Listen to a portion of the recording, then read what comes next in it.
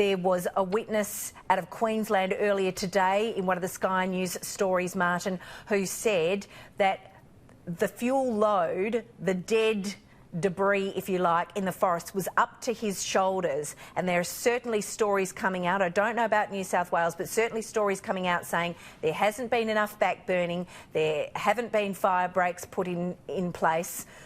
So we will have these debates, won't we, Martin? We will. I think it's unwise to engage in them at this stage. Yeah. At the moment, it's a tragedy. It's awful for the people involved and the communities involved. Backburning is a complex issue. I've spoken to people involved in backburning in WA here, and there's a lot of difficulties. The difficulties with the smoke and the number of days in the year that's available to do it.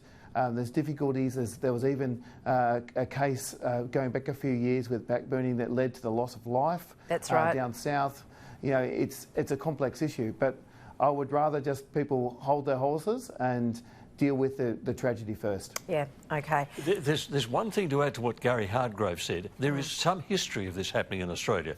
In the terrible bushfires in Victoria about 10 years ago, I think it was, there was one particular country town where the local council was ruled by Greenies and they banned clearing the undergrowth around houses. One man defied the council. He cleared the undergrowth around his house. He was fined for doing that. Fire ripped through the town. His house was the only house left standing.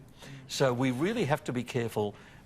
We do. And when it's Crown land, I understand Martin's point, and there are people watching us tonight who are just hurting, who are devastated. Equally, and I know, being from a farming background and from a long line of farmers, there will be people watching tonight saying some of this was avoidable. Look, we don't know how many of these fires have been lit by arsonists, and some of these fires, and to the fireys, you know, who've been battling some of these fires for weeks and weeks and weeks, we can only salute you. And as we've heard in Sky News weather, there are grave concerns about what's going to happen on Tuesday when conditions intensify.